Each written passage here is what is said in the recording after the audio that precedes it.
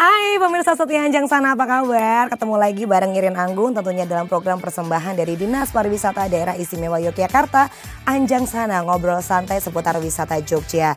Hari ini saya berada di Rumah Kiwa. Tentunya Rumah Kiwa ini menjadi tempat yang gak asing lagi bagi para pecinta sepatu gak cuma di Yogyakarta tapi seluruh Indonesia. Hari ini spesial, kita bakal ngajakin pemirsa setia Anjang Sana untuk bisa ngobrol bareng bersama dengan owner dari Rumah Kiwa. Kita mau coba gali lebih dalam lagi sejarah dari hadirnya Rumah Kiwa. Saya udah janjian sama ownernya, langsung aja kita masuk ke dalam, yuk. Halo Mbak Anggun, sehat? Alhamdulillah, apa kabar? Sehat, luar biasa, semangat banget. Nyampe sini akhirnya ya. Oke, nih pemirsa kita udah ketemu sama owner dari Sepatu Kiwa, betul ya? Betul. Ini adalah Ibu Dani Ika Suryandari, akrabnya dipanggil Ibu Dani. Oke, Bu Dani terima kasih udah boleh ngerepotin, udah boleh main-main di sini. Loh. Seneng banget dikunjungin ke sini. Oke, mungkin kali ini kita juga mau ajak pemirsa setia Anjang Sana yang mungkin sudah tidak asing lagi dengan produknya Kiwa gitu ya, apalagi para pecinta sepatu untuk bisa mengenal lebih dalam lagi gimana sih cerita lahirnya Kiwa ini. Nah, mungkin Bu Dani bisa cerita dulu awalnya idenya dari mana, terus sekarang progresnya udah seperti apa? Awalnya tuh karena memang kebetulan saya sama keluarga besar itu memang suka sepatu. Oke, berawal dari suka sepatu ya. Dan memang kami tuh lebih fokus lagi suka sepatu dengan bahan material kulit gitu. Nah, kalau di Indonesia sendiri sepatu lokal tuh cenderung masih agak sedikit gitu loh pilihannya. Pilihannya belum banyak ya. Iya, terutama yang bisa untuk ngikutin gaya update kita kalau kita pakai fashion sama kenyamanannya. Jadi masih terbatas kali. Nah, dari situlah awal-awalnya kebetulan kita ketemu dengan banyak sekali orang-orang yang support kita menjadi tim inti di kita juga. Akhirnya kita fokus untuk membuat sepatu kulit yang nyaman dan ikut trend fashion. Oke, itu berarti di tahun berapa Ibu? 2015, 2016 gitu kita udah mulai launching lagi langsung ke pasar. Oke, 2015 ya berarti kita ya. Kita search dulu, research dulu. Berasal dari memang kegemaran terhadap sepatu, lebih spesifik lagi adalah sepatu kulit gitu ya. Akhirnya Kiwa ini lahir. Iya, gitu. Oke, terus sekarang progresnya udah seperti apa dari tahun 2015 sampai dengan 2024 ini udah kemana aja nih Kiwa? Alhamdulillah ya, banyak banget kesempatannya, banyak banget yang suka sama Kiwa dengan sangat cepat ya. Jadi selain di Indonesia sendiri, memang sebetulnya pasarnya online dulu malahan kebanyakan. Di tahun 2021 tuh mulai semenjak dikenal sama Pak Sandiaga Uno waktu itu mulai deh seluruh, jadi satu Indonesia tuh udah mulai banyak banget yang kenal Kiwa, sampai dibawa juga kesempatan untuk bisa show, bisa pameran sampai ke luar negeri juga, ekspor juga sudah dikasih kesempatan juga, alhamdulillah. Oke, jadi para pecinta Kiwa ini harusnya patut berbangga ya, karena Bapak Mas Menteri kita aja juga pakai produknya Kiwa. Waktu itu ceritanya gimana kok bisa dipakai sama Mas Menteri? Ketemu waktu itu kan kebetulan Kiwa kan ada satu showcase kecil di Adi Sucipto, di Tilas Adi Sucipto, dan Pak Menteri waktu itu turun di situ. Jadi terus ketemu, terus kita langsung, Pak ini kita mau kenalan dengan produk Jogja gitu. Sama beliau ternyata diterima, iya, terus diposting di feed Instagramnya beliau. Nah waktu itu jadi boom ya. Wah, terima kasih Mas Menteri. Tapi kayaknya nggak cuma Mas Menteri kita tapi juga Menteri Koperasi dan UKM, banyak Menteri Ketenagakerjaan juga betul. menggunakan produknya Kiwa yang luar biasa. Pekerjaannya ada berapa Bu sekarang Bu? Sekarang sih sekitar 20 ya total semuanya, baik yang tetap maupun yang harian gitu, yang cuma sesekali aja datang. Oke, kalau misalnya ngomongin produksi ini dalam sehari atau dalam satu bulan ini paling banyak atau mungkin rata-rata produksinya mencapai jumlah berapa? Belum banyak sih, kita baru sekitar 260-280 pasang sepatu. Karena kan handmade. Iya betul, handmade itu kan lebih rumit ya, terus juga waktunya juga tergolong agak lama gitu ya Bu ya. Oke, terus sekarang untuk para konsumennya dari Kiwa sendiri paling jauh dari mana Bu Dani? Paling jauh ya dari Rusia ada. Dari Rusia ada? Iya. Datang ke sini juga atau lewat online? Iya, kebetulan mereka kenal pas waktu itu saya ada show di KBRI di sana, terus kenal di sana, terus pas ke Jogja mereka ke Indonesia datang ke Jogja, terus datang ke sini juga. Oke, jadi itu paling jauh ya? Itu paling jauh tuh yang di luar tuh, seingat saya itu. Kalau di Indonesia sendiri Bu, paling jauh mana nih? Selain Jogja kan pasti lah ya, banyak ya. Nah kalau selain Jogja nih penggemar Kiwa ada di mana aja? Di Papua juga ada. Papua? Iya, waduh. Bahkan sampai ada yang orang dari sini ya, mereka memang dari Papua, maksudnya itu tuh tinggal di sini sama mereka dibawa, terus dibawa ke sana, dibikinkan kayak mini showcase gitu di sana. Jadi mereka beli sepatu dari sini, ada sekitar 50 pasang, 60 pasang, banyak bawa ya, ke sana. Nanti beberapa bulan nanti datang lagi, bawa lagi ke sana begitu. Oh, jadi cukup rutin ya. Oke, kalau misalnya kita ngomongin model itu kan pasti selera ya Bu ya. Nah, Bu Dani dan tim Kiwa ini memproduksi ataupun juga mencetuskan suatu model ini biasanya inspirasi dari mana? Inspirasinya sebetulnya awalnya tuh dari kegemaran kami sendiri dulu. Jadi soalnya kan di Kiwa sendiri tuh yang paling utama tuh ada bagian namanya wear test. Nah, pas wear test itu memang saya pakai dulu, tim saya pakai dulu. Jadi kita makanya dari gaya kita pakai, dari kebutuhan kita pakai, dan kebetulan peluang pasarnya juga banyak juga yang ternyata satu selera gitu. Jadi kita wear test dulu, kita pastikan dulu bahwa isunya tidak ada, aman semuanya, biasanya kita baru produksi untuk dilepas ke pasar. Baik, jadi ada proses yang namanya wear test itu tadi ya, bahwa kalau misalnya kita memposisikan diri sebagai konsumen gitu ya, sepatunya nyaman, dipakai dalam jangka lama juga baru langsung di launching gitu ya. Makanya nggak akan nemu tuh di Kiwa sepatu yang mungkin heelsnya tinggi atau ada permata-permata, karena bukan style saya. Karena memang ya sekali lagi ya berawalnya kan memang dari keluarga begitu ya. Dan ternyata selera ini juga akhirnya diterima baik oleh masyarakat begitu ya. Untuk prosesnya sendiri pembuatan mulai dari ide sampai dengan akhirnya bisa di launching itu rata-rata berapa lama sih Bu? Butuh sekitar 3 sampai 6 bulan. 3 sampai 6 untuk bulan? satu model baru. Baru bisa begitu karena belum pinter-pinter banget sih sebetulnya. Tapi ini sekali lagi pastinya semua produk ini kan mempunyai tantangan, salah satunya kalau yang Bu Dani rasakan ini untuk jangka waktunya masih cukup lumayan lama gitu ya. Yang paling rumit ini biasanya di bagian mananya sih Bu? Itu grading size. Jadi biasanya tuh kan karena size-nya kan lebar ya, panjang dari size 34 sampai size 48 ada. Jadi setiap size itu dalam satu model kita punya tantangan sendiri-sendiri. Jadi ya kadang-kadang yang bikin lama itu gitu tantangannya. Selain juga ya memang sambil kita tuh ibaratnya ngasih tahu ke pasar ya. Ini loh ada alternatif baru. Ini loh ada pilihan baru gitu loh, dengan bisa ngikutin fashion kita, menunjang fashion kita juga, tapi kualitasnya memang kita utamakan kenyamanannya gitu. Paling udah nggak bisa ditawar kalau yang itu. Baik. Selain tadi kenyamanan yang diutamakan oleh Kiwa. Nah, apa yang membedakan Kiwa dengan produk-produk lokal lainnya atau produk-produk sepatu lainnya?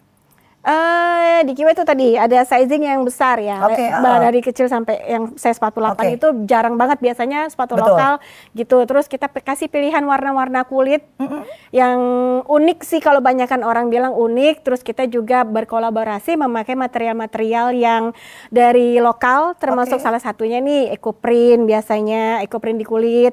Terus ada lukis tatah juga, itu salah satu yang membuat kita itu berani gitu loh untuk ini ada nih pasarnya, harus dikenalkan nih seperti itu. Jadi mulai dari kenyamanan, kali ini adalah size yang tergolong cukup besar gitu ya Bu ya. Sampai tadi size-nya berapa Bu? 48 gitu ya. Nanti bisa lihat. Segede apa ya? Nanti mungkin kita bisa lihat di dalam gitu ya. Bu, melihat tantangan-tantangan saat ini kan juga pastinya banyak sekali gitu ya. Apalagi dengan adanya sosial media yang begitu masif. Nah, yang paling dirasakan apa nih Bu sekarang? Tantangan yang gimana tadi? Tantangan dalam hal promosi apalagi? Sebenarnya sih tantangan promosinya tuh cuma masalah bagaimana ke paling akhir, yaitu ke end usernya. Rata-rata kan sepatu lokal itu masih dikategorikan tuh sepatunya keras lah, masih old fashion lah, masih ada stigma-stigma begitu yang ya. Seperti itu. Jadi belum percaya gitu aja bahwa kita tuh menampilkan yang berbeda. Kan karena kita mengikuti tren ilmu persepatuan juga kan, ada teknologinya gitu, dan itu tuh harus diikuti. Ibarat kayak baju kan juga punya ilmunya sebenarnya. Dalam dunia persepatuan juga ada perkembangan ilmunya. Nah, itu tuh kami mengikuti hal itu. Jadi itu tuh bisa memberikan warna baru, memberikan sesuatu yang memang berbeda gitu loh. Ya, itu tuh belum dapat kepercayaan aja. Masih ragu-ragu mereka. Baik. Jadi tantangannya adalah menumbuhkan kepercayaannya itu tadi ya. Tapi dijamin sekali kenal produknya Kiwa, habis itu jatuh cinta. Pemirsa, kita bakal ngobrol-ngobrol lagi tentunya tamu kita tidak hanya Bu Dani tapi juga ada tamu-tamu spesial lainnya akan melengkapi obrolan kita di episode Anjang Sana kali ini. Jangan kemana-mana, tetap bersama kami di Anjang Sana, ngobrol santai seputar wisata Jogja. Dalam ya Bu, yuk. Ya, mari.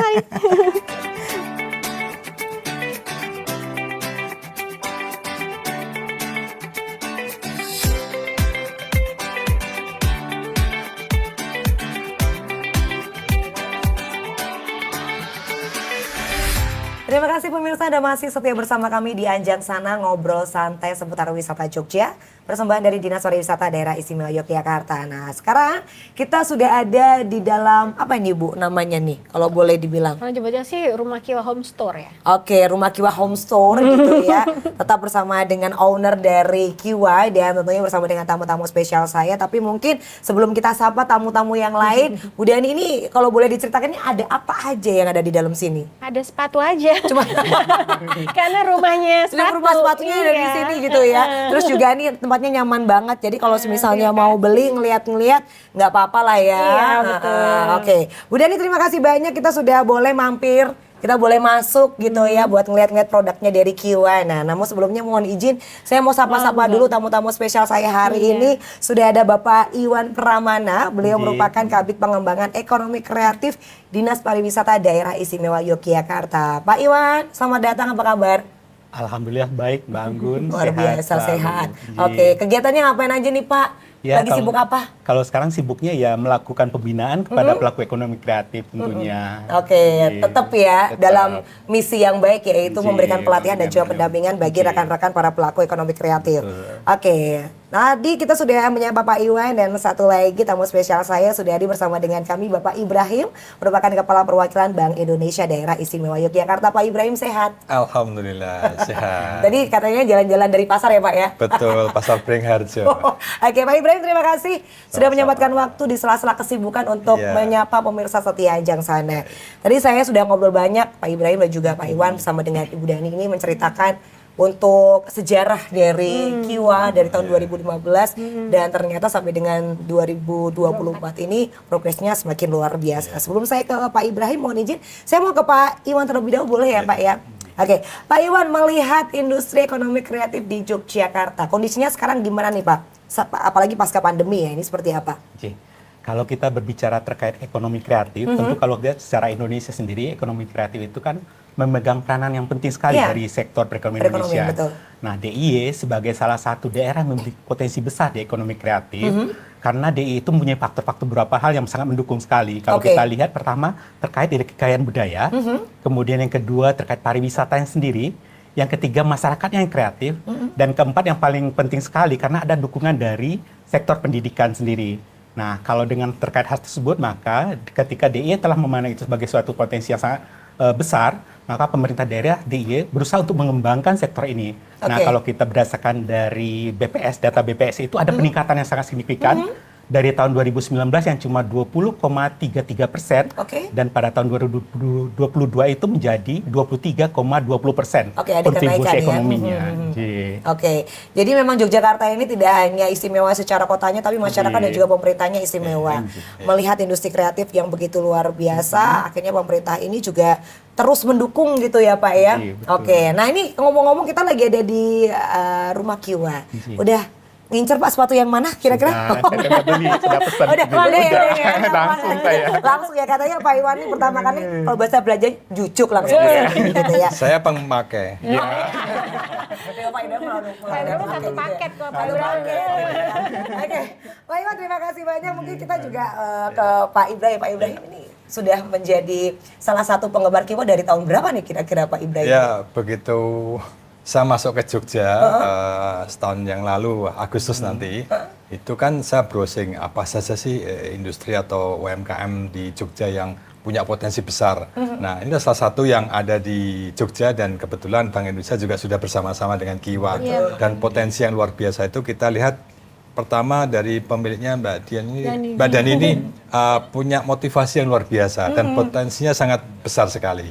Dan ini kita dampingi terus sehingga potensi yang itu bisa terus dikembangkan Jadi saya udah waktu itu begitu nggak lama langsung ke sini. Gak lama di Jogja, Bapak langsung ke sini Iya. ya. Pertama kali sepatu ini warna apa waktu itu yang Bapak pilih? Krem, kalau dipakai sekarang sih matching ya. Ini menyesuaikan OOTD ya, Pak Ibrahim ya hari ini ya. Oke. Jadi ketika pertama kali masuk terus Bapak langsung searching ya kira-kira apa saja. Langsung gitu ke ya. sini. Langsung ke sini gitu ya. Ketemu sama Bu Dani Oh, juga. enggak, waktu itu belum ada karena belum. saya kesini nggak usah ngomong-ngomong nanti repot mah. Jadi saya sebagai pengunjung biasa aja. Langsung ke sini gitu Iya, ya. Oke. iya. Ini kira-kira berniat untuk nambah koleksi lagi Pak Ibrahim? Iya, dan waktu itu ibu sama anak udah dibelikan semua. Ternyata rombongan Ibu.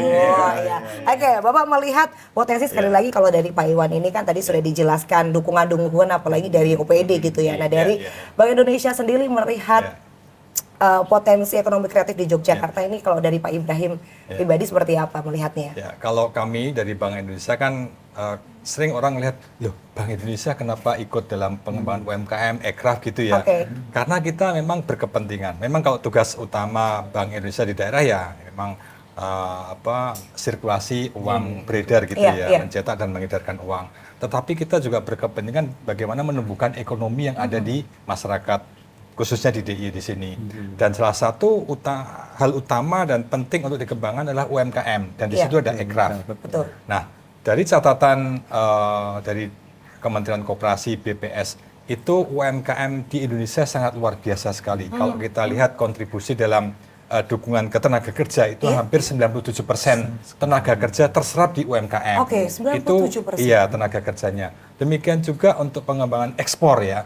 Jadi ekspor nasional yang disumbang dari industri atau rumah tangga atau UMKM itu sekitar 16%. Itu juga sangat besar sekali. Lalu kalau dilihat dari kontribusi kepada PDB, artinya untuk pertumbuhan ekonomi dan keberlanjutannya seperti itu ada 61%. Inilah yang harus kita jaga, jangan sampai potensi yang luar biasa sekali ini harus kita tetap kembangkan, gitu Mbak. Oke, berarti sebenarnya dengan hadirnya UMKM seperti ini bisa menjadi salah satu solusi ya. Iya. Untuk apalagi tadi Bapak mengatakan bahwa 97% ini tenaga kerja ini terserap betul. di UMKM gitu ya, luar biasa. Jadi memang tantangan kita ya Pak ya dengan dinamika perkembangan saat ini untuk bisa tetap mendampingi para rekan-rekan UMKM ini luar biasa begitu ya. Sekali. Oke, Pak Ibrahim terima kasih banyak. Mungkin saya lanjut lagi ke Bu Dani gitu ya. Bu Dani, ini kan mumpung ada Pak Ibrahim dan juga Pak Iwan gitu. Mungkin yang paling dirasakan sama Bu Dani tantangan-tantangan yang saat ini nih apa nih kira-kira? Ini sih peluang marketnya. Jadi kadang-kadang dari lokal sendiri itu belum bisa menemukan secara fokus gitu pasti peluang marketnya itu.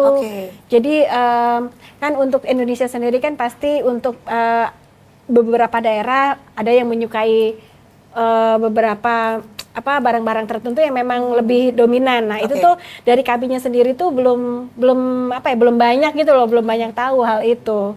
Jadi perlunya memang bantuan sih ya dari pemerintah dan semua kalangan yang terkait itu untuk bisa memberikan kami masukan lagi gitu loh. Oh, nanti kalau misalnya ternyata misalnya di Balikpapan gitu. Itu kebutuhan untuk sepatu terutama untuk yang bahannya kulit atau batik atau seperti apa tuh. Jadi kami jadi bersiap gitu loh untuk pasar lokalnya sendiri. Sepertinya itu. Jadi adalah informasi terkait dengan peluang market mana sih yang bisa dimaksimalkan. Betul, iya. Gitu. Nah dari Pak Iwan sendiri mungkin bisa diinformasikan Pak terkait dengan peluang market ini sebenarnya gimana sih Pak untuk rekan-rekan seperti Bu Nani ini?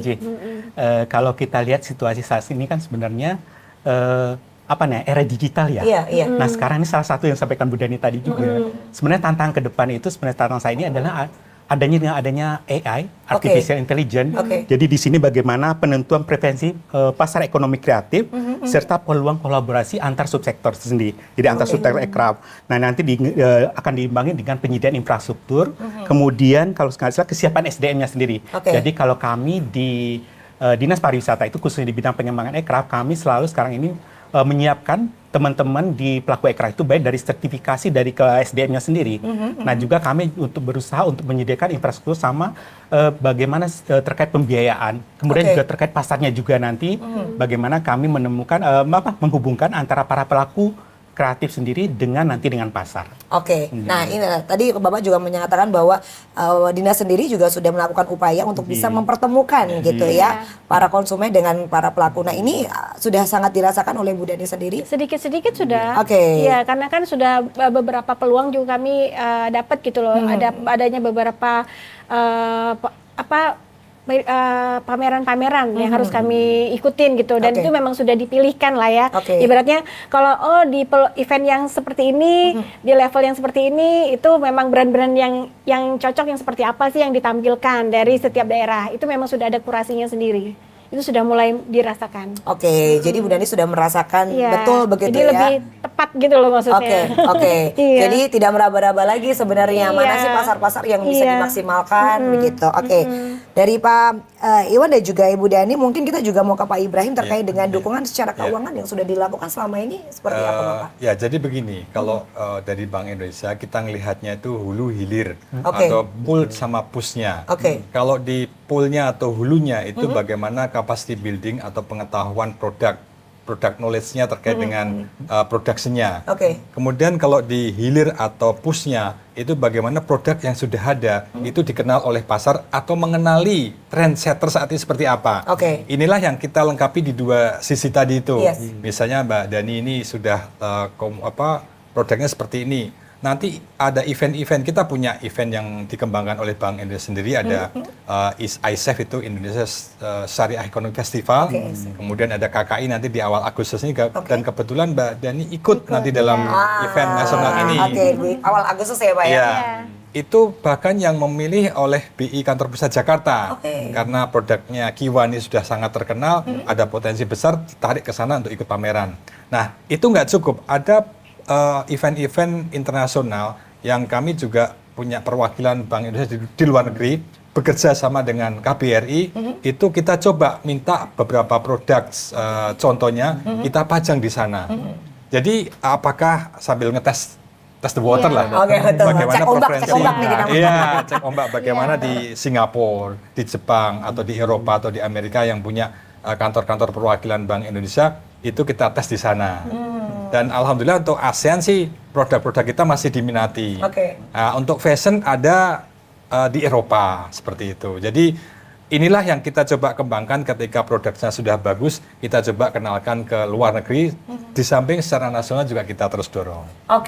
Jadi ternyata upaya selain sekali lagi terkait dengan keuangan, tapi juga hal-hal lain juga dilakukan oleh Bank Indonesia, termasuk juga membawa nih pameran-pameran untuk ke luar negeri gitu. Dan ternyata ketika cek ombak hasilnya oke ya Pak? Jempolnya sampai 2 loh. Makanya kemarin dapat kesempatan itu juga. Kemana? Ke Singapura. Ke Singapura, mungkin boleh diceritakan kemarin pengalaman diajak sama BI ke Singapura. Ya nggak nyangka, soalnya barang yang dibawa itu terbatas kan, karena ke luar negeri kan memang ada. Bawa berapa kemarin Ibu? Cuma bawa sedikit sih, cuma bawa sekitar 20-an barang. Cuma ternyata minatnya tuh besar gitu loh. Nah dari situ juga belajar. Jadi misalnya kalau misalnya di Singapura, oh ternyata rumpunnya kan masih sama. Berarti kan orang-orangnya tuh masih ibaratnya tuh tinggi badannya, besar badannya masih sama. Jadi beda lah ya. Jadi kemarin juga saya agak keliru tuh. Jadi saya bawa sepatunya tuh yang size-nya agak besar-besar, padahal yang dicari masih yang kecil-kecil. Sama-sama kayak gitu. Tapi dari situ belajar, kami belajar. Kalau untung ada kesempatan itu, jadi tahu membaca peluangnya. Alhamdulillah kemarin juga ada buyer Pak, seminggu dari itu langsung dateng ke sini ngecek kan, betul-betul ngecek. Biasanya seperti itu. Jadi ketika ada peminat langsung ke workshopnya, memastikan bener nggak ini, seperti itu. Apakah ada sertifikasinya, atau tenaga kerjanya seperti apa. Kalau ngeliat seperti ini pasti tertarik.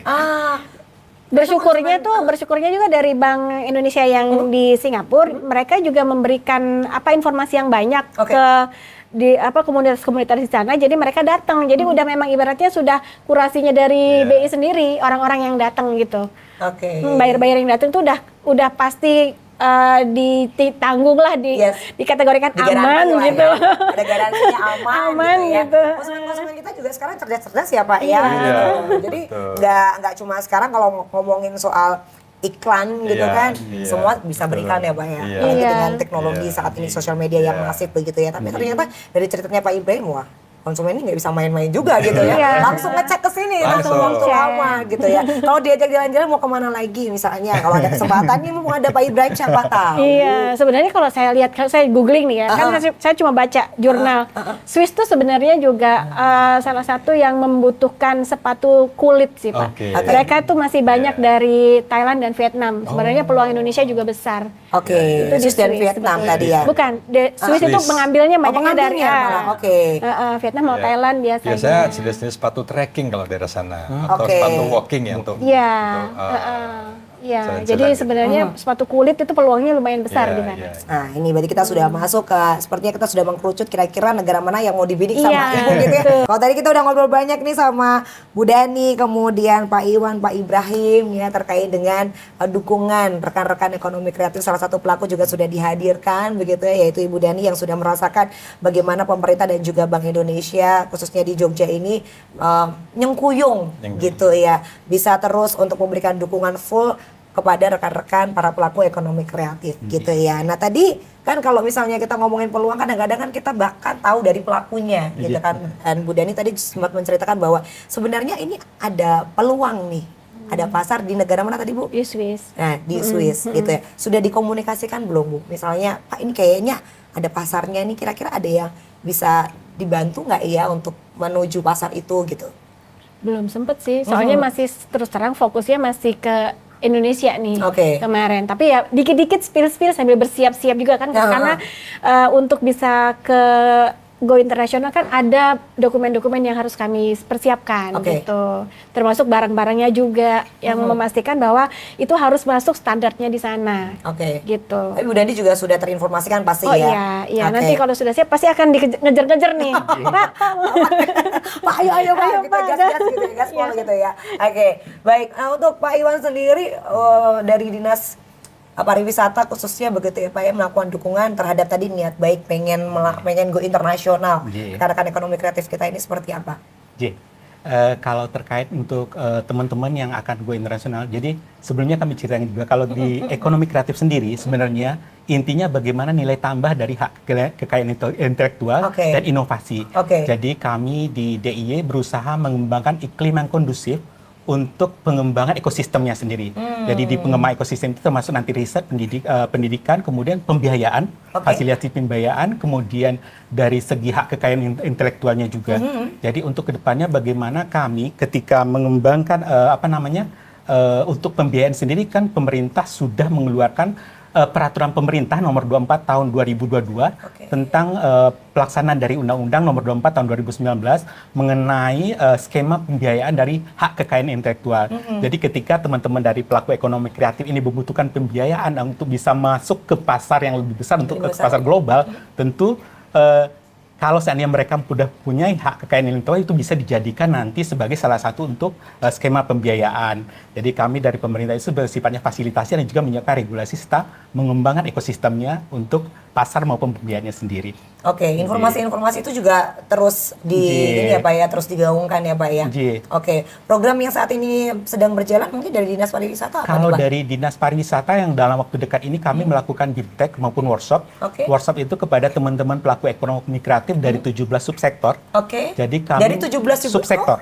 17 subsektor di itu ekonomi kreatif ada 17 subsektor kami kurasi dan kami pilih teman-teman yang sudah bisa untuk BIMTEK untuk terkait pembiayaan. Jadi kami mempertemukan dengan para pelaku-pelaku di industri maupun investor. Nanti bisa saja tidak berbentuk uang, tetapi bisa saja nanti mereka bisa yang sudah mempunyai pasar di luar negeri, teman-teman pelaku ekonomi kreatif bisa difasilitasi ke sana. Dan juga bisa nanti bisa memasuki rantai pasok dari pasar global ekonomi kreatif nanti. Program itu berjalan kapan itu Pak? Nanti untuk Agustus kami melakukan workshop dan untuk September kami melakukan BIMTEK. Agustus workshopnya. Kemudian nanti September ini adalah bimbingan teknisnya. Itu ada sekitar 5 hari. Biasanya kalau BIMTEK juga, untuk semua kami fasilitasi. Untuk kuotanya sendiri sudah ada berapa? Kebetulan ini kami sudah menjaring dari bulan Juni kemarin itu sekitar untuk workshop itu ada 100 peserta. Dan untuk BIMTEK-nya sendiri sekitar 50 peserta. Baik. Itu seluruh 4 kabupaten dan kota di DIY. Antusiasmenya juga keren ya Pak ya? Itu malah yang daftarnya banyak sekali. Kami sampai mungkin ke depannya kami mungkin membuat sesi lebih banyak lagi mungkin. Iya, betul. Karena ternyata ketika melihat peminatnya banyak sekali begitu karena Oke. memang saat ini sementara ini masih terbatas ya Pak Iya, Iwan ya. masih terbatas. Oke, baik. Pak Ibrahim tadi Pak Iwan juga sudah mengatakan dukungan-dukungan ataupun juga program yang saat ini akan Iya. berjalan begitu ya Iya. dari Dinas Pariwisata Yogyakarta. Nah, kalau dari Pak Ibrahim sendiri, Iya. apakah ada program khusus dari Bank Indonesia Yogyakarta, Pak? Ya. Kalau program kita punya semacam kerangka kerja ya, Oke. atau framework ketika kita dalam tanda kutip pemberdayaan UMKM, Oke. kita membersamai UMKM. Tentu saja kita mengajak atau kita bersama pihak-pihak terkait seperti Dinas Pariwisata, Dinas UMKM Koperasi di berbagai kabupaten dan kota. Memang di situ setidaknya kita punya di framework itu ada semacam pilar kebijakan, yaitu bagaimana korporatisasi. Artinya kita coba menggabungkan yang UMKM yang sejenis coba bersinergi seperti itu. Kemudian bagaimana kapasitas, tadi kapasitas sudah saya singgung, bagaimana ketika meningkatkan kualitas produknya, pengetahuan e-commerce-nya seperti apa, kalau mau mengekspor dokumen-dokumen apa saja yang diperlukan, itu kapasitasnya. Yang ketiga adalah pembiayaannya. Ini yang saya lihat kalau potensinya nanti tetap bisa berkembang, mau nggak mau kan misalnya Mbak Dani harus bermitra, cari investor untuk bekerja sama. Atau bisa saja nanti ke perbankan, bisa nanti kita dampingi dengan Bank Indonesia untuk kita pertemukan dengan perbankan, mana yang kira-kira bisa cocok harga atau bunganya seperti itu. Nah, tetapi dari situ Mbak Anggun kita melihat bahwa bisnis model seperti Mbak Dani ini kan semacam champion di Yogyakarta untuk industri sepatu, rumahan, dan UMKM. Ini yang harus kita tunjukkan kepada masyarakat luas bahwa bisa loh, bisa berkembang seperti ini. Dan kita harapkan ya bukannya direplikasi, tapi mendorong masyarakat untuk idenya itu direalisasikan seperti itu. Jadi motivasi-motivasi inilah yang kita coba kemas, kita jual kepada berbagai kalangan, terutama tadi disinggung Pak Iwan ke industri aircraft-nya gitu. Ada potensi besar di Yogyakarta seperti itu. Oke, jadi kalau tadi saya sedikit dalam hati apa yang disampaikan oleh Pak Ibrahim ini, Bu Dani ini adalah potensi-potensi yang kita bisa melihat sekarang sudah tumbuh dan berkembang. Tapi pasti di luar sana banyak potensi-potensi yang emang harus diide-ide ya Pak ya. Diide-ide untuk ternyata UMKM kita ini bisa berkembang dengan dukungan-dukungan yang sudah diberikan oleh pemerintah begitu ya. Pak Ibrahim, mungkin kalau untuk UMKM yang memang saat ini binaan dari Bank Indonesia jumlahnya berapa Bapak? Ada banyak ya. Kalau kita lihat di seluruh Indonesia itu ada sekitar 1.900-an ya. Kalau di Jogja memang ada, kita bagi-bagi itu besarannya itu ada yang food, fashion, craft, sama di bidang pertanian. Ada ini ya Pak ya. Untuk yang Mbak Dani ini kan termasuk yang industri kreatif kita golongkan ke IKRA. Bahkan Mbak Dani ini oleh Bank Indonesia dikurasi itu tingkatannya lebih tinggi lagi masuk ke IKRA. Itu nggak semua UMKM produk bisa masuk ke IKRA. Kenapa itu Pak? Nah, karena dilihat kualitasnya itu. Dan yang terpenting adalah berjiwa muda, ada motivasi untuk terus berkembang. Itu yang terpenting. Produk bagus tapi potensi kedepannya seperti apa? Nah, Mbak Dani contoh yang bagus, berjiwa muda bisa mengakselerasi industri setempat seperti itu. Inilah yang terus kita cari Mbak, seperti ini, contoh-contoh seperti ini. Iya, wah ini PR-nya agak lumayan banyak nih Pak ya, untuk bisa mencari lagi potensi-potensi seperti Bu Dani ini gitu ya. Tapi tidak hanya, sekali lagi, tidak hanya produknya yang memang dituntut harus bagus, harus sesuai dengan standar gitu ya Pak ya. Owner atau pemiliknya ini. Nah ini harus punya masa depan juga nih Pak ya, gitu. Oke, dari Bu Dani sendiri terkait dengan akses pembiayaan yang tentunya pasti sudah banyak lah informasi-informasi yang didapat ini. Sudah pernah diakses sebelumnya? Iya, sudah pernah. Banyak. Jadi rebutan kalau udah seperti ini. Cuma tinggal nunggu kesiapan ini aja. Kesiapannya tuh sambil melihat kan di pasarnya seperti apa sih peluangnya. Terus kami memastikan bahwa memang kita akan bergerak tuh. Udah pasti memang pasarnya sudah jelas mau dituju dan memang butuh yang seperti apa nih, alat-alatnya kah, atau dana segarnya kah, atau investor yang memang biasanya memberikan peluang tempat, lokasi untuk bisa pemasaran. Nah itu baru kan nanti kita bagi hasil tuh bagaimana gitu kan. Ada banyak sekali peluang sebetulnya, aksesnya banyak. Baik, jadi masih yang cocok. Mana yang cocok. Yang udah cocok. Ada kira-kira mau condong kemana gitu, udah ada Bu? Ya, rahasia. Iya, ya sudah, nanti kita tunggu hasilnya seperti apa dari pertimbangan Ibu Kayaknya Dani, banyak gitu ya. pilihan nih. Banyak. Banyak banget sebetulnya. Nah, ini Pak, ini tentunya menjadi hal yang positif juga Iya. gitu ya Pak. Iya ya. betul Pak. Ketika saya pertama kali ngobrol sama Bu Dani ini orangnya enak sih Pak. Iya. Ketika kita ngobrol terus ceritanya ini ternyata dari kesukaan sendiri nih Iya. Iya, luar hobi biasa ya. Apa Iya. yang menjadi passion ini ternyata Iya. bisa menghasilkan dan Betul. menggerakkan Iya. gitu. Ternyata Iya. sekarang udah ada berapa Bu tadi untuk pegawainya sendiri? Hampir 20 ya. Hampir 20. Nah, ini berarti kita harus cari bibit-bibit seperti Iya, Bu Dani ini ya. Oke, Pak Iwan. Nah, Pak Iwan melihat sekali lagi tantangan-tantangan ini kan pasti akan terus ada ya Pak ya. Iya. Apalagi sekali lagi dengan industri ekonomi kreatif di Yogyakarta ini kan kalau kita hitung wah kurang nih Pak. Jadi nggak bisa aneh ya. Iya, betul. Kalau melihat sendiri tantangan dari ekonomi kreatif di Yogyakarta, Pak Iwan melihatnya seperti apa? Kalau melihat tantangannya seperti yang disampaikan tadi untuk mencari pelaku-pelaku ekraf yang lain seperti Bu Dani ini. Oke. Sebenarnya permasalahan kami pertama ketika kami mulai menggeluti ekonomi kreatif terkait database. Oke. Jadi belum optimal. Sebenarnya sudah ada data tapi belum optimal. Jadi ya kedepannya kami tentu akan lebih untuk terkait database pelaku ekonomi kreatif sendiri. Kemudian kami juga telah menyusun rencana aksi. Nah, untuk rencana aksi ini tahun 2025 akan kami diskusikan lagi dengan para pelaku-pelaku ekonomi kreatif, komunitas-komunitas maupun stakeholder pentahedik buat kami jadikan regulasi bagaimana nanti sinergi antara para stakeholder ini, jadi kolaborasi. Jadi untuk pengembangan ekonomi kreatif itu tidak bisa oleh satu dinas atau satu OPD atau satu stakeholder. Iya. Harus ada kolaborasi semua sektor. Jadi kami mempunyai sudah menyusun aksi nanti ke depannya untuk regulasi biar bisa menjadi panduan dalam pengembangan ekonomi kreatifnya sendiri. Nah, untuk pelaku-pelakunya sendiri kami juga akan menjaring ke perguruan-perguruan tinggi maupun di masyarakat. Jadi dengan adanya database data yang lengkap kami bisa memiliki nanti ini sebenarnya cocok nanti untuk didorong ke sektor mana, kemudian dikembangkan seperti apa nanti. Oke, dan terkait dengan data ini kan pasti terus bergerak ya Pak Terus ya? bergerak dinamis Oke, nanti. dinamis ya. Antisipasi yang sudah dilakukan agar data ini bisa akurat nih seperti apa Pak? Kami tahun depan itu bersama dengan beberapa OPD juga nanti akan membuat suatu sistem. Oke. Jadi sistemnya nanti bersifat dinamis. Jadi ketika para pelaku ekraf mereka apa kebutuhannya mereka udah mendaftar di sana, mungkin bisa mereplikasi seperti Sibakul nanti kami sudah Oke. ada dan ini juga didukung oleh Ini teman-teman dari dinas koperasi ya? dengan teman-teman komunitas pelaku ekraf sendiri. Jadi dari teman-teman kemarin ketika kami ketemu teman-teman dari aplikasi itu akan bersedia untuk membantu kami menyusun suatu pendataan yang lebih bersifat komprehensif nantinya. Oke, Iya. baik. Jadi kalau udah ngomongin data itu agak sedikit puyeng ya Pak ya? Iya, betul. Karena data banyak ini terus sekali. bergerak seperti yang Bapak Iya, sampaikan tadi betul. sangat dinamis Iya. begitu ya. Dan tadi juga sudah disampaikan bahwa sudah ada rencana-rencana aksi Betul, ini rencana untuk di aksi. tahun 2025 sampai ke depan nanti. Sampai ke depan nanti. Iya. Oke, mungkin saya mau ke Bu Dani terlebih dahulu. Bu Dani mungkin boleh di spill atau mungkin diinformasikan kira-kira dalam waktu dekat Kiwa mau ada pameran kah? Mau ada event kah gitu? Iya, dalam waktu dekat sih yang terdekat banget ini yang awal Agustus itu di Apa KKI itu? tadi Oke. yang dibuat sama Ibrahim. Karya Ada, Kreatif Indonesia. Karya Kreatif Oke. Indonesia. Sama nanti juga mengikutin itu ada salah satu footwear di G Expo juga Pak di Jakarta. Hampir berbarengan waktunya. Oke, Agustus juga berarti Agustus ya? juga.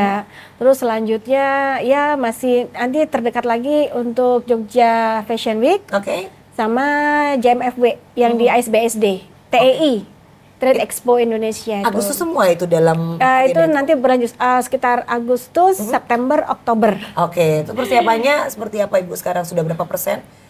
Ya Untuk persiapan. berjalan terus ini sebab mau bilang berapa persen orang datang beli orang pesan jadi terus berkejaran terus. Oke, jadi untuk waktu dekat ini sudah dipersiapkan event bersama dengan Pak Ibrahim Iya, gitu ya. betul. Terus nanti ada juga event di Jakarta. Iya. Persiapannya juga terus ada progres Iya, ya Bu ya. iya. Semoga nanti lancar nih ya. Amin. Ibu, tadi mungkin kita juga mau bahas terkait dengan keberlanjutan nih. Keberlanjutan dalam sebuah bisnis apalagi ini kan tentunya bahan bakunya tergolong mudah tidak mudah lah ya. Iya, betul. Nah, ini gimana nih Bu strateginya? Strateginya, jadi kita sendiri tuh memang harus, kalau saya fokus tetap adanya keterkaitan antara tradisi dengan inovasi. Jadi mengerjakan sepatu yang saya dan tim lakukan adalah pakai dengan teknik handmade kan. Iya betul. Tapi juga tetap harus bisa menggabungkan itu dengan inovasi, dengan teknologi persepatuan, dengan ilmu-ilmu persepatuan yang baru. Jadi tetap supaya sepatu itu tetap kualitasnya tetap terjaga dan mengikuti standar yang dimau. Begitu juga dengan kualitas material. Kami juga memang bekerja sama dengan penyamak kulit di rumahan supaya mereka juga bisa naik kelas. Jadi standar mereka juga harus ikut naik. Jadi supaya mereka juga memperhatikan limbahnya mereka, terus kualitas materialnya memang diharapkan tuh yang seperti ini loh gitu loh. Jadi mereka juga lebih yakin gitu loh dengan kemampuan mereka dan bisa mencari lagi yang terkait untuk bisa makin ilmu mereka tuh bisa makin gitu loh, makin lebih daripada yang sekarang gitu. Iya. Jadi ada visi khusus gitu ya. Ternyata nggak melulu soal jualan, tapi di situ kita juga menularkan hal yang positif. Jadi ya limbahnya harus diperhatikan. Sekali lagi ini juga untuk keberlanjutan tentunya Pak Ibrahim ya. Betul. Oke.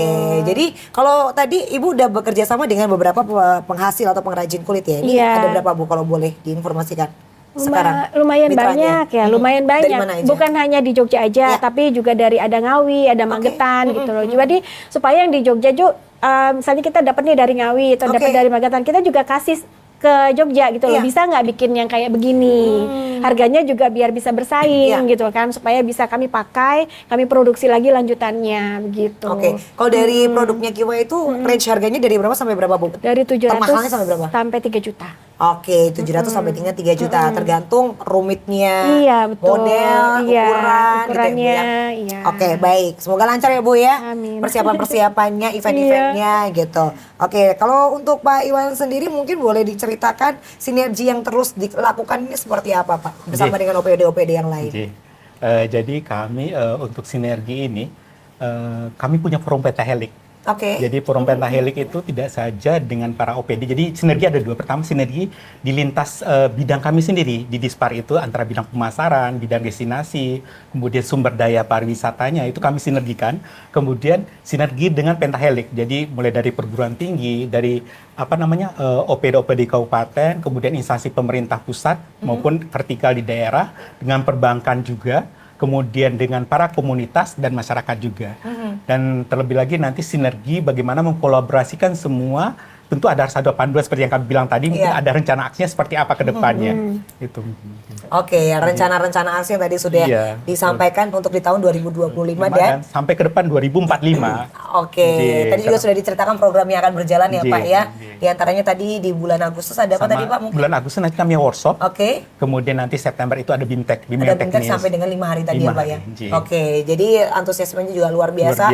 Next batch mungkin bisa lebih banyak ya Pak ya. Banyak lagi. Oke. Kalau dari Pak Ibrahim mungkin boleh disampaikan Pak tantangan mungkin secara ekonomi mungkin ya Pak untuk para pelaku ekraf termasuk dengan budaya ini seperti apa kalau dari kacamata Bapak? Oke.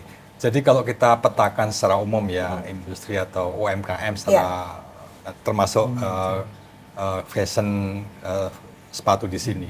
Itu setidaknya ada 3K. Yang pertama bagaimana bisa menjaga kualitas itu tetap sama bahkan meningkat. Kemudian setelah kualitas, kuantitinya. Ketika ada pesanan bisa memenuhi enggak? Betul. Jika sudah laris gitu. Jangan membuat kecewa. Ini kan saya mau beli 5 nggak boleh ya, misalnya seperti itu. Karena belum siap gitu ya Pak. Iya, belum siap. Yang ketiga ini juga penting continuity. Ketika ada repeat order, wah nggak bisa lagi karena kita stoknya nggak cukup. Nah ini yang kadang-kadang membuat UMKM itu merasa terbatas di situ.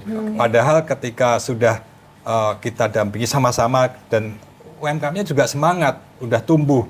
Tapi ketika pada titik tertentu mau nggak mau memang harus di-expand usahanya. Tetapi ada keterbatasan di situ sehingga di stop. Padahal minat atau di luar sana sudah tahu produknya ini. Nah inilah yang kadang-kadang ditambah satu lagi kapital. Apakah modal, apakah bermitra atau harus nyari pinjaman ke perbankan. Sehingga mau nggak mau memang harus di-enlarge, diperbesar kapasitasnya tadi. Jadi kualitas, quantity, kapasitasnya tadi, dan kontinuitas. Itu melalui kapital tadi. Seperti itu Mbak. Oke, Pak Ibrahim ini kan pastinya terus berkomunikasi dengan para pelaku UMKM dan juga ekraf gitu ya Pak ya. Biasanya kalau mereka nguturosa itu apa toh Pak biasanya Pak? Ya ada beda-beda tahapannya ya. Apakah dia tahapannya masih pembelajaran, itu masih bagaimana meningkatkan kualitas produknya, bagaimana saya berjualan secara e-commerce, bagaimana saya mengiklankan dengan foto-foto yang bagus. Ada yang kebutuhannya baru sampai di situ. Ada yang kebutuhannya, Pak, produk saya udah bagus, ini terus apa lagi, Pak? Kita carikan tempat tadi seperti Mbak Dani, ada event-event nasional bahkan internasional. Kita carikan ke sana. Jadi sesuai dengan kebutuhannya. Kalau yang tadi masih di hulu, kita undang seperti tadi kata Pak Iwan. Kebutuhannya masih mengembangkan produk, ya kita cari ahlinya, kita datangkan. Coba kumpulkan teman-teman, nanti kita cari narasumber, kita didik bersama-sama di situ. Termasuk katakanlah mau ekspor, kita ajak bea cukai bersama-sama. Tolong kita pahamkan bagaimana prosedur untuk ekspor. Ternyata nggak sulit. Karena selama ini pemahaman, Pak, ekspor sulit, dokumennya banyak. Bahkan banyak yang melakukan ekspor melalui pihak ketiga dan justru kena biaya besar. Padahal kalau mau usaha sendiri, bea cukai mau membantu itu. Dalam arti dokumennya jelas seperti itu. Jadi beda-beda ya Pak sebenarnya apa yang menjadi sesuai kebutuhannya tadi. Betul, sesuai dengan kebutuhan dan kelas-kelasnya begitu ya. Inilah yang harus kita petakan bersama-sama di masing-masing segmen atau pelaku UMKM tadi. Baik. Jadi kalau misalnya orang yang baru bertumbuh gitu, tentunya treatmentnya juga akan berbeda gitu ya Pak ya. Dan kita ada di masing-masing tahapan tadi. Bank Indonesia bahkan di subsisten yang level yang awal sekali, kita juga mendampingi untuk menunjukkan bahwa bisa loh ini subsisten itu yang masih mau berusaha mencari bentuk. Jadi itu mau juga kemana gitu ya? Iya, ketika dia berhasil, kita tunjukkan ada champion yang berhasil dari subsisten loh. Jadi hal-hal seperti ini untuk menumbuhkan motivasi, Mbak. Betul. Memang kadang-kadang tuh orang termotivasi kalau udah ngelihat. Ada contohnya. Ada contohnya baru habis itu wah gitu. Tapi bisa. Betul, tapi memang harus konsisten ya Pak ya. Jadi jangan menggebu-gebu di awal, akhirnya meredup-redup wah. Nggak jadi juga akhirnya kan.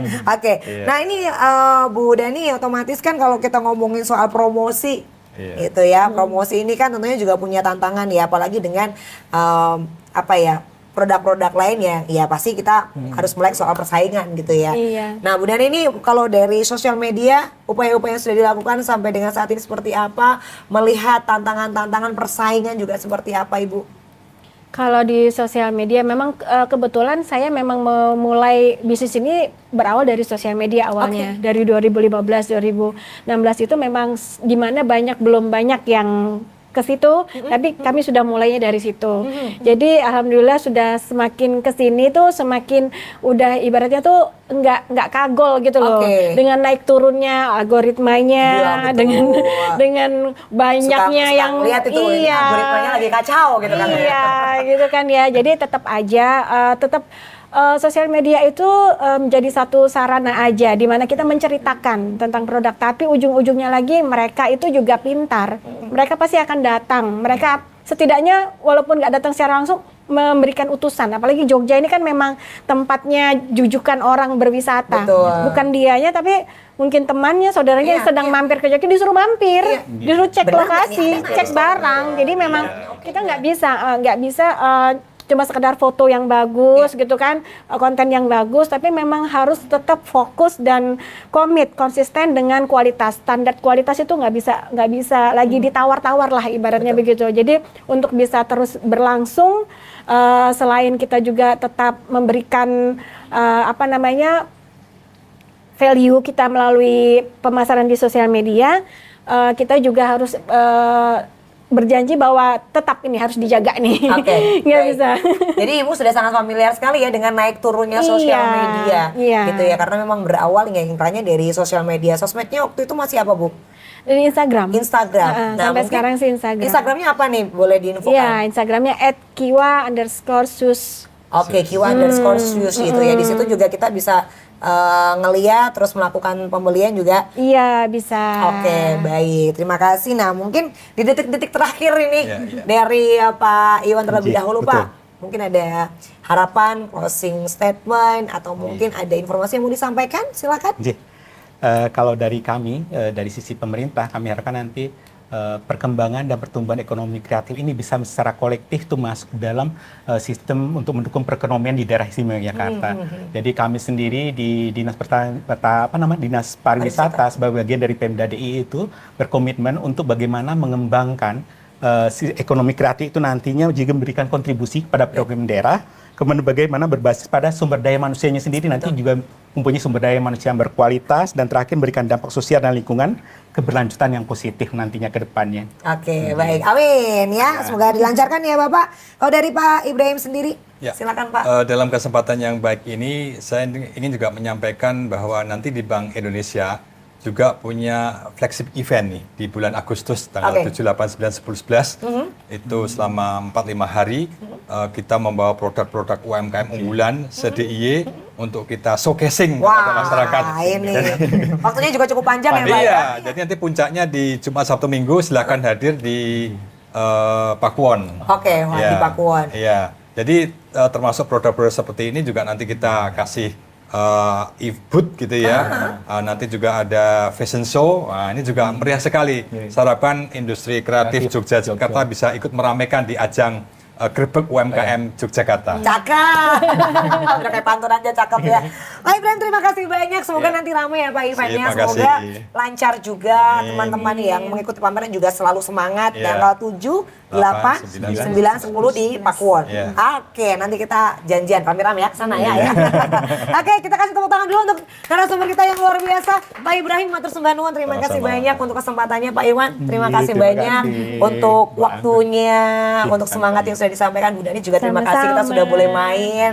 Sukses untuk Kiwa, semoga selalu berjaya gitu ya, dan memberikan dampak yang baik untuk lingkungan sekitar. Dan tentunya terima kasih kami ucapkan untuk Dinas Pariwisata Daerah Istimewa Yogyakarta. Terima kasih juga untuk pemirsa setia Anjang Sana yang sudah mengikuti setiap episode yang tentunya sangat menarik. Jangan lupa juga untuk terus saksikan episode Anjang Sana. Dan akhir kata, saya Irin Anggun pamit undur diri.